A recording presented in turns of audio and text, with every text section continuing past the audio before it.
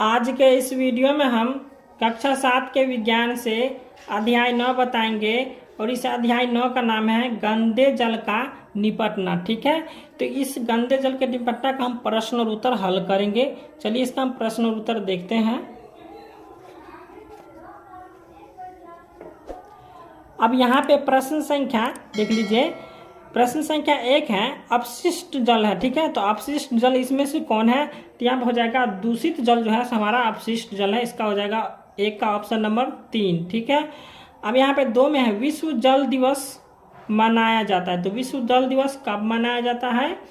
तो 22 मार्च को मनाया जाता है। ठीक है, ऑप्शन नंबर 3। ठीक है, अब 3 में है कि दूषित जल से होने वाली बीमारी नहीं है। ठीक है, तो दूषित जल से बीमारी होने वाली नहीं है, तो यहाँ पर हो जाएगा कैंसर। ठीक है, कैंसर जो है दूषित जल से बीमारी नहीं होता है, तो यहाँ पर हो जाएगा ऑप्शन नंबर 4। ठीक है, अब यहाँ पे 4 में है कि पीलिया रोग का कारण है। ठीक है, तो पीलिया रोग का कारण हो जाएगा दूषित जल का व्यवहार। ठीक है, इसका हो जाएगा 4 का ऑप्शन नंबर 1। ठीक है, अब 5 में है चापाकल या कुएं के पास जल जमाव से पेयजल होता है। ठीक है, तो चापाकल या कुएं से जल जमाव से पेयजल होता है, दूषित हो जाता है। ठीक है, तो इसका हो जाएगा ऑप्शन नंबर 2। अब प्रश्न संख्या बी है। ठीक है, प्रश्न संख्या बी में है रिक्त स्थानों की पूर्ति कीजिए। ठीक है, तो बी का 1 नंबर है हाइजा एक खाली जगह जनित बीमारी। ठीक है, तो यहाँ पर हो जाएगा हाइजा एक दूषित जल जनित बीमारी है। ठीक है, तो यहाँ पर हम लिख लेंगे दूषित जल, दूषित जल। ठीक है, अब 2 में है बायोगैस का उपयोग खाली जगह के स्रोत के रूप में किया जाता है। तो बायोगैस का उपयोग ईंधन, ठीक है, यहां पे लिखेंगे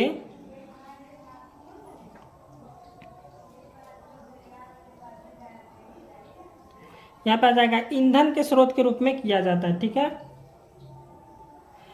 अब 3 में है कि वाहित मल घर स्कूल होटल अस्पताल आदि से उपयोग के बाद बहने वाले खाली जगह जल होते हैं। तो यहाँ पर हो जाएगा दूषित जल। ठीक है, यहाँ पर हो जाएगा अपशिष्ट जल। ठीक है, यहाँ पर हम लिखेंगे अपशिष्ट जल, अपशिष्ट।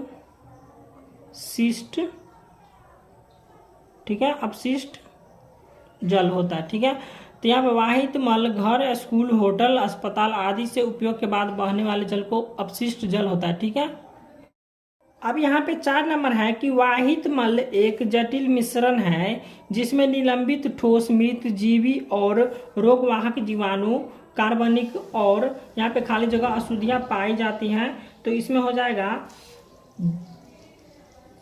जाएगा अकार्बनिक अशुद्धियां पाई जाती है। ठीक है, तो यहाँ पे लिख लेंगे हम अकार्बनिक अशुद्धियां, यहाँ पे लिख लेंगे अकार्बनिक। ठीक है, यहाँ पे हो जाएगा अकार्बनिक अशुद्धियां पाई जाती हैं। अब 5 में है कि 5 साल से कम उम्र के बच्चों की मौत का सबसे बड़ा कारण यहाँ पे है खाली जगह बीमारियां हैं। तो यहाँ पे हो जाएगा जल जनित। ठीक है, यहाँ पे लिख लेंगे जल जनित, जल जनित।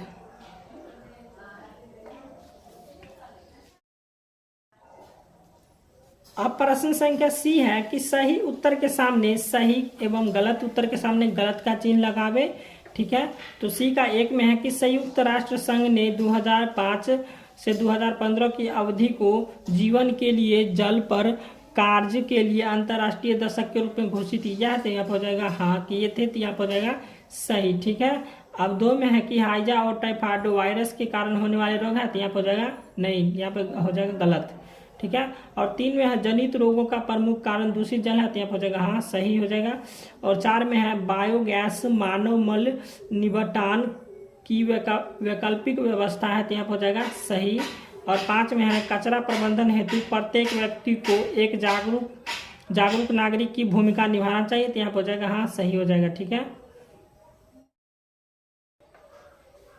अब प्रश्न संख्या डी है निम्न प्रश्नों के उत्तर संक्षेप में दे। ठीक है, और डी का 1 में है कि अपशिष्ट जल से आप क्या समझते हैं? तो इसका उत्तर हो जाएगा कि वाहित मल घर स्कूल होटल और अस्पताल से उपयोग के बाद बहने वाला जल अपशिष्ट जल कहलाता है। ठीक है, अब इसका 2 में है वाहित मल क्या है और उनमें कौन सी अशुद्धियां होती हैं। ठीक है, तो इसका उत्तर हो जाएगा वाहित मल एक जटिल मिश्रण होता है और इसमें निम्नलिखित अशुद्धियां होती है, ठीक है। इसका एक हो जाएगा कार्बनिक अशुद्धियां, ठीक है। और कार्बनिक अशुद्धियां हो जाएगा मानव मल मूत्र, जैविक अपशिष्ट, तेल, फल और सब्जी का कचरा, ठीक है। अब 2 में है अकार्बनिक अशुद्धियां, इसमें हो जाएगा नाइट्रेट, धातु, फॉस्फेट आदि। 3 में है जीवाणु, जीवाणु में हो जाएगा हाइजा और टाइफाइड आदि रोग उत्पन्न करने वाले जीवाणु। इसका 4 में हो जाएगा अन्य सूक्ष्म जीव, ठीक है। तो इसमें हो जाएगा पैचिस और पीलिया आदि रोग उत्पन्न करने वाला जल जनित सूक्ष्म जीव, ठीक है। अब प्रश्न संख्या 3 है जल जनित बीमारी क्या है और इससे होने वाली 3 बीमारियों के नाम, उनके लक्षण बताएं, ठीक है। तो इसका उत्तर हो जाएगा कि दूषित जल के उपयोग से होने वाली बीमारियां जल जनित बीमारियां कहलाती हैं और दूषित जल से होने वाली बीमारियां और उनके लक्षण निम्नांकित है, ठीक है। तो यहाँ पे हो जाएगा पहला पेचिस, ठीक है। तो यहाँ पेचिस का हो जाएगा, पेचिस का लक्षण है कि पेट में मरोड़ के साथ बार बार दस्त होना। और इसका 2 नंबर हो जाएगा हाइजा। तो हाइजा होता है, हाइजा का लक्षण है कि बार बार उल्टी और दस्त होना, ठीक है। और इसका 3 नंबर में है पीलिया, और पीलिया का लक्षण होता है कि पीलिया का लक्षण है कि आँख पीली पड़ जाता है, पेशाब का रंग भी पीला हो जाता है और हाथ के नाखून भी पीला दिखाई लगने लगते हैं, ठीक है। तो यही हो गया। प्रश्न संख्या 4 है बायोगैस क्या है और इसके क्या लाभ है, ठीक है। तो पहले हम पढ़ लेंगे बायोगैस क्या है, उसके बाद इसके लाभ को हम बताएंगे, ठीक है। तो इसका उत्तर हो जाएगा कि मानव मल या पशुओं के गोबर को टंकी नुमा एक संयंत्र में एकत्र करने पर उनमें से एक गैस का निर्माण होने लगता है और जिसे हम बायोगैस कहते हैं, ठीक है। और इसका लाभ है, अब तो इसका लाभ हो जाएगा, बायोगैस का लाभ है कि इस गैस का उपयोग ऊर्जा प्राप्ति के लिए किया जाता है और इस गैस का प्रकाश तथा रसोई गैस के रूप में भी उपयोग किया जाता है। अतः इससे किरासन तेल तथा जलावन की लकड़ी की बचत हो जाती है। तो यही है प्रश्न संख्या 4 का उत्तर, ठीक है। अब प्रश्न संख्या 5 है कि एक जागरूक नागरिक के रूप में हम कचरा एवं गंदे जल के प्रबंधन में क्या योगदान दे सकते हैं। तो इसका उत्तर हो जाएगा कि एक जागरूक नागरिक के रूप में हम कचरा और गंदे जल के निपटान की व्यवस्था करेंगे और कचरा को इधर उधर नहीं फेंकने देंगे, नाली को जाम होने से रोकें और अपने घर और मोहल्ले की साफ सफाई पर ध्यान दें और सार्वजनिक स्थानों पर भी सफाई का ध्यान रखें और कूड़े को कूड़े दान में डालने को हो, ठीक है।